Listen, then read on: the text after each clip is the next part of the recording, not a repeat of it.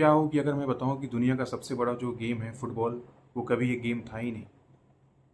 क्या हो कि दुनिया का सबसे बड़ा गेम फुटबॉल, वो एक पावर मशीन है, पावर बनाने की मशीन।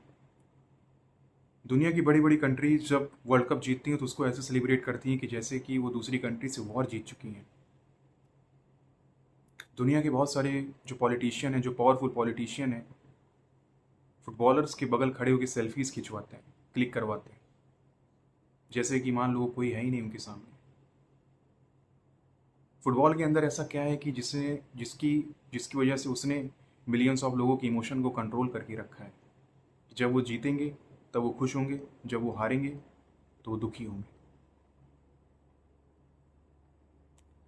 इसमें ऐसा क्या है कि बड़ी बड़ी कंट्रीज इसके होस्टिंग के लिए बिलियंस ऑफ डॉलर इन्वेस्ट करती है फीफा वर्ल्ड कप में, कि जैसे वो अपनी कंट्रीज़ के अंदर फीफा वर्ल्ड कप होस्ट करा सके। फुटबॉल के बारे में जो इस वीडियो के ऊपर क्लिक किए होंगे वो बहुत सारे फुटबॉल फ़ैन होंगे, या तो फुटबॉल के बारे में रिलेट करते होंगे, उनको फुटबॉल के बारे में पता भी होगा। फुटबॉल एक गेम ही नहीं है। अगर आप उसको ध्यान से देखेंगे तो ब्रूटल ह्यूमैनिटी के बारे में रिवील करता है। ह्यूमन कैसे सोसाइटी के अंदर रिएक्ट करते हैं और चीज़ों को कैसे समझते हैं, हम लोग इससे समझ सकते हैं। आप सभी जानते हैं फुटबॉल एक इनर्जेटिक गेम है, टीम वर्क वाला गेम है, एंटरटेनिंग भी है। लेकिन इसके और सारे जो एस्पेक्ट हैं इस वीडियो में हम लोग उसके बारे में समझने वाले हैं। जो मेजर एस्पेक्ट मैं उठाने वाला हूँ वो पावर है। फुटबॉल का जो पावर वाला एरिया है, इतनी बड़े बड़े एथलीट, लियोनल मेसी, बहुत सारे एथलीट जो हो गए, इतनी पावर होल्ड रखते कैसे हैं। बहुत सारे फुटबॉलर आप लोगों ने न्यूज़ में देखा होगा कि उन्होंने बहुत सारी कंपनीज का डाउनफॉल क्रिएट कर दिया, बस एक अपनी वर्ड से। तो इतनी पावर को होल्ड कैसे करते हैं। तो इसी चीज़ को समझने के लिए मेरे दिमाग में वीडियो आया, टॉपिक आया कि इसको मैं और डीप में समझता हूँ और पहले इसके ऊपर रिसर्च करता हूँ कि चीज़ें कैसे वर्क करती हैं। फिर मैं इसके ऊपर एक वीडियो बनाऊँगा जैसे, और इसको अच्छे तरीके से एलोबरेट तरीके से आप लोगों को बता सकूँ। तो इसको समझने के लिए, इस टॉपिक को समझने के लिए मैंने बहुत सारे फिलोसफर को देखा, बहुत सारे थिंकर्स को देखा जो पावर से रिलेटेड उन्होंने बुक्स लिखी हैं या तो उसके बारे में बात की है। जो मेरे दिमाग में सबसे पहले फिलोसफर आया जिनका नाम था निकोला मैकियावेली। उनकी एक बुक थी द प्रिंस। द प्रिंस में उन्होंने बात की कि पावर को कैसे सस्टेन किया जाए, पावर को कैसे रिवील करते हैं और पावर को अटेन कैसे करते हैं। तो मैंने सोचा कि इनसे अच्छा कोई फिलोसफर नहीं हो सकता, इनसे अच्छा कोई थिंकर नहीं हो सकता जो इस चीज़ को और अच्छे से समझ सके और मैं समझ सकूँ। तो मैंने उसकी मैंने हेल्प ली है, और निकोला मैकियावेलिस की जो बहुत सारी चीज़ें उसकी हेल्प ली है। कि फुटबॉल एक ऐसा इन्वायरमेंट क्रिएट करता है कि इमोशन को, इससे हम लोग ये समझ सकते हैं कि इमोशन को यूनाइट करना, रीज़न से यूनाइट करना बहुत ईजी होता है। तो इन सब चीज़ों को समझने के लिए हम लोग इस वीडियो में आगे बढ़ेंगे।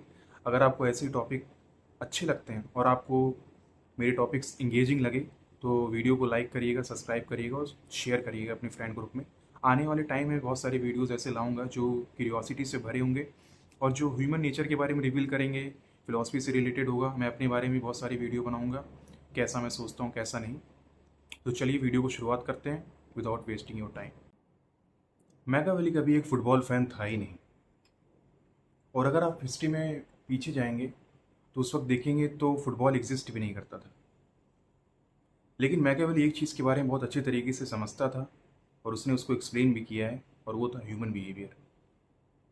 उसने अपनी फेमस बुक में, जिसका नाम था द प्रिंस, उसमें उसने एक चीज़ बताई कि लीडर को पावर कैसे अटेन करते हैं, उसको सस्टेन कैसे करते हैं और उसको अपने पास बचा के कैसे रखते हैं। उसमें उसने अच्छे तरीके से एक्सप्लेन किया है। जो हमारा ह्यूमन नेचर रहता है उसमें सबसे इंपॉर्टेंट चीज़ आती है, ह्यूमन बिहेवियर जो होता है उसमें जो सबसे इंपॉर्टेंट चीज़ आती है वो रहता है इमोशन। और जैसा कि आप सब जानते हैं, जो ह्यूमंस रहते हैं वो एक इमोशनल क्रिएचर है। उनके अंदर फियर है, उनके अंदर लव है, उनके अंदर एम्पैथी है, और वो अच्छी चीज़ों पे करने के बाद वो खुद को प्राउड फील कराते हैं। अगर आप ह्यूमन बिहेवियर में इन सब के ऊपर जाएंगे तो सबसे इंपॉर्टेंट चीज़ जो आती है कि ह्यूमन अपने आप को किसी चीज़ से बिलोंग कराना चाहते हैं जो कि उनसे बड़ी हो, जिसको आइडियलाइज कर सकें, जिसके बारे में वो लोगों से बात कर सकें और अपने आप को अच्छा फील करा सकें। मैकियावेली के अनुसार जो पहले के राजा थे इन सब चीज़ों को वो पहले ही समझ चुके थे। उनको अपने लोगों के लिए पैसे और आर्मी को कंट्रोल करने की ज़रूरत नहीं थी। उनको बस अपने सिटीजन की इमोशन को कंट्रोल करना था।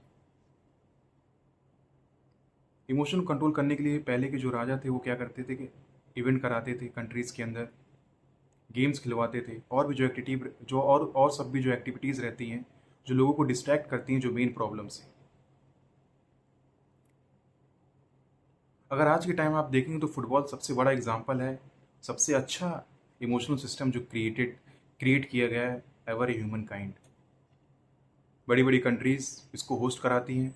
जिस वक्त जब फीफा वर्ल्ड कप होता है वर्ल्ड में, उस वक्त उस कंट्री की जितनी प्रॉब्लम रहती है उसको नेगलेक्ट कर दिया जाता है। जो भी क्राइसिस रहती है उससे कंट्रीज़ के जो लीडर रहते हैं उनको मतलब नहीं होता, वो सिटीजन को नहीं होता है। तो आगे हम लोग ये समझने वाले हैं कि फुटबॉल इमोशन को और लोगों को कंट्रोल क्यों करता है, इसके बारे में और हम लोग डीप में समझने वाले हैं। अगर आप फुटबॉल को ध्यान से देखेंगे तो उसके अंदर जो क्लब्स रहते हैं वो टीम से ज़्यादा इंपॉर्टेंट रोल प्ले करते हैं। वो लोगों की आइडेंटिटी बन जाते हैं। जब भी कोई भी क्लब कोई भी मैच जीतता है तो लोगों को लगता है हम जीत गए या हम हार गए। ऐसा क्यों होता है? क्योंकि जब लोग किसी भी ट्राइब से अपने आप को रिलेट करते हैं या उसमें इन्वॉल्व करते हैं तो उनको ऐसा फील होता है कि वो इसका एक पार्ट है। मैकावेली ने इसको समझने के लिए सिंबल्स की पावर को सबसे पहले समझा।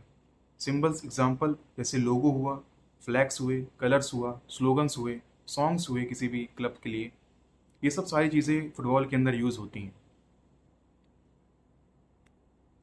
फुटबॉल की जो जर्सीज रहती है जो फुटबॉलर पहनते हैं वो एक फैब्रिक ही नहीं रहता है, वो एक जर्सी ही नहीं रहती है, वो एक साइकोलॉजिकल आर्मर रहता है। जब कोई भी इंसान अपने आप को किसी भी ट्राइब से इमोशनली जोड़ता है तो उसका जो लॉजिक रहता है वो वीक हो जाता है, वो चीज़ों को रैशनलाइज नहीं कर पाता है और डीप तरीके से समझ नहीं पाता क्योंकि वो इमोशनली इन्वॉल्व है उसमें। इसलिए आप लोगों ने कभी कभी देखा होगा बहुत सारे क्लब के जो फैंस रहते हैं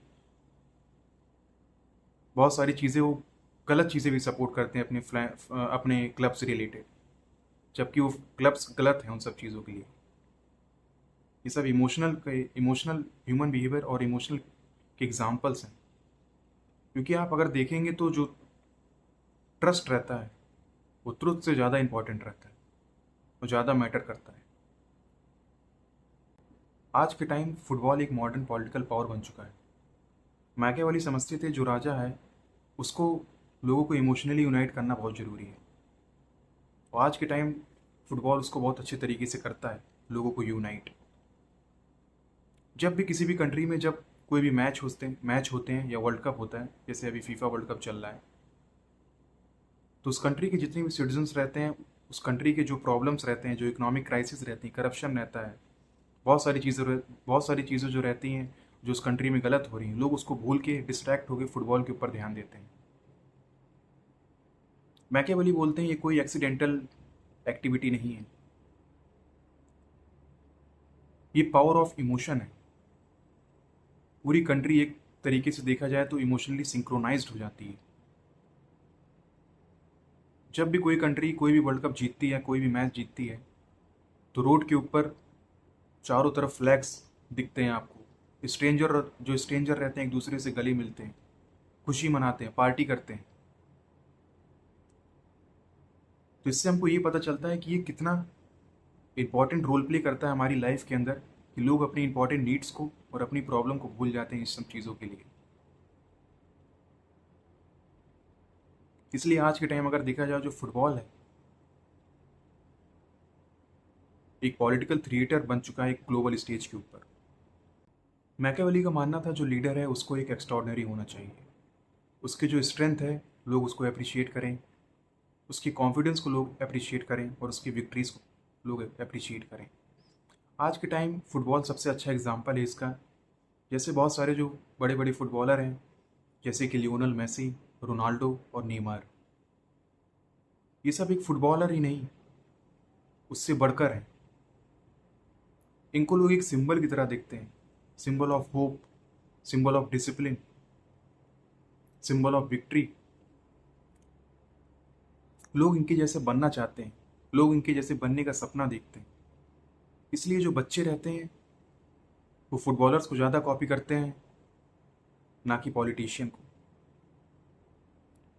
क्योंकि जो फुटबॉलर्स की लाइफ रहती है वो अपनी रियल लाइफ में इमेजिन करते हैं और देखते भी हैं। फुटबॉलर इनके सामने गिरते हैं, फुटबॉलर इनके सामने उठते हैं और फुटबॉलर इनके सामने जीतते हैं। इससे जो ह्यूमन बिहेवियर रहता है ज़्यादा रिलेट कर पाता है और उनके जैसे बनना चाहता है। मैकियावेली इससे ये समझते हैं जो ह्यूमन नेचर के अंदर एडमिरेशन रहता है वो बहुत ज़्यादा डेंजरस रहता है, क्योंकि वो ज़्यादा फोकस करता है सिंबल्स के ऊपर, ना कि आइडियाज़ के ऊपर। मैकियावेली का मानना था पावर हम लोगों को और लोगों को मैनिपुलेट कर सकता है। जैसा कि फुटबॉल कभी कभी हमको डिस्ट्रैक्ट करता है। पहले के टाइम रोम में ग्लैडिएटर था और आज के टाइम फुटबॉल। जब भी किसी भी कंट्री में फुटबॉल मैचेस होते हैं या वर्ल्ड कप होता है और कोई भी क्लब मैचेस रहते हैं, तो उस टाइम उस कंट्री के सारे लोग अपनी प्रॉब्लम को भूल जाते हैं। अपनी डेली लाइफ में जो उनके लाइफ में चलता रहता है उसको उसके हिसाब से मैनेज कर लेते हैं। मैचेस के हिसाब से लोग उसके बारे में ज़्यादा बातें करते हैं। मीडिया हाउस जो रहते हैं वो फुटबॉल की न्यूज़ को ज़्यादा कवर करते हैं। फुटबॉलर कैसे गेम खेल रहे हैं, कितना स्कोर हुआ है, कौन जीत रहा है, कौन हार रहा है। इससे हमको ये पता चलता है जो इमोशन रहता है वो कितना पावरफुल रहता है लॉजिक से। ये लोग बेसिक चीज़ों को भी भूल जाते हैं। उनके कंट्रीज़ में क्या क्या नेसेसरी चीज़ें हैं जो पहले होनी चाहिए, उससे लोग उसको लोग उससे डिस्ट्रैक्ट हो जाते हैं। जिससे फुटबॉल हमको एक परफेक्ट रियलिटी को एक्सपोज करता है कि इमोशन कितना इम्पॉर्टेंट रहता है एक ह्यूमन बिहेवियर में और ह्यूमंस की लाइफ में। अब हम लोग आगे समझते हैं जब भी दो टीमों के बीच में जो मैचेस होते हैं या तो वर्ल्ड कप होते हैं वो इतने इंटेंस क्यों रहते हैं। मैकियावेली का मानना था जो हमारा ह्यूमन नेचर रहता है और ह्यूमन सोसाइटी रहती है उसके अंदर जो कॉन्फ्लिक्ट रहता है वो एक नेचुरल प्रोसेस रहता है। हम लोग बैटल फील्ड पर नहीं जाते हैं, हम लोग अपनी खुद की टीम बनाते हैं जो दूसरी टीमों से लड़ सके। हम लोग बैटल फील्ड बनाते नहीं हैं, हम लोग स्टेडियम बनाते हैं जहाँ पर मैचेस हो सकें और जहाँ पे एक दूसरे से लोग compete करें। दोनों की स्टेट अलग है, दोनों का करने का तरीका अलग है, लेकिन दोनों का इमोशन सेम है। जब मैचेस होते हैं तो लोगों के अंदर प्राइड आता है, वो खुद को प्राउड फील करते हैं, वो दूसरी टीम को हराना चाहते हैं, जीतना चाहते हैं। और जब भी उनकी टीम जीतती है वो सेम फीलिंग रहती है जैसे वो एक वॉर जीत चुके हैं। और जब वो हारते हैं तो सेम लॉस फील होता है जैसे वो कोई वॉर हार चुके हैं।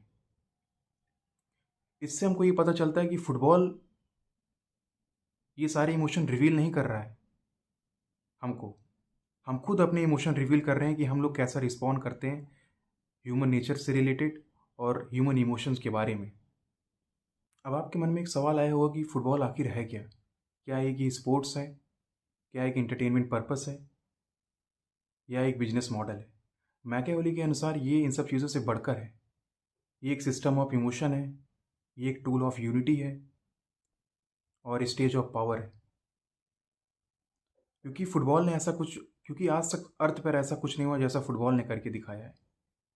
ये मिलियंस ऑफ पीपल को एक साथ रुला सकता है, ये मिलियंस ऑफ पीपल को एक साथ हंसा सकता है और मिलियंस ऑफ पीपल को एक साथ प्राइड फील करा सकता है। इसलिए ये दुनिया का सबसे बड़ा गेम बना आज तक।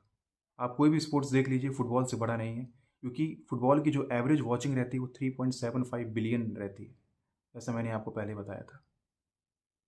तो लोगों को उस बॉल से प्यार नहीं है, ये एक ह्यूमन नेचर को रिवील करता है। लोगों को उस बॉल से प्यार नहीं, लोगों को प्यार है उस पावर से, उस ट्राइब से, उस सिंबल से। क्योंकि लोग रिलेट करना चाहते हैं किसी बड़ी चीज़ से जिससे वो आइडियलाइज कर सकें, जिसके ऊपर वो जी सकें, इसके बारे में वो बात कर सकें। तो मैंने जब इस पूरे टॉपिक को कवर किया और जब इस पूरे टॉपिक को समझा, तो लास्ट में आपसे मैं एक लाइन बोलना चाहता हूँ। ये पूरी तरीके से उसको समराइज़ नहीं करेगा, लेकिन एक ह्यूमन नेचर को रिवील करता है। जो फुटबॉल रहता है वो कभी गेम के लिए था ही नहीं। फुटबॉल कभी गेम को रिवील करता ही नहीं है, वो रिवील करता है एक ह्यूमैनिटी को, कि ह्यूमन कैसे सोचते हैं और चीज़ों को समझते हैं। आज की इस वीडियो के लिए इतना ही। अगर आपको ये वीडियो अच्छी लगी हो तो लाइक करिएगा, सब्सक्राइब करिएगा और मोस्ट इम्पॉर्टेंट शेयर करिएगा। मिलते हैं ब्रेक के बाद।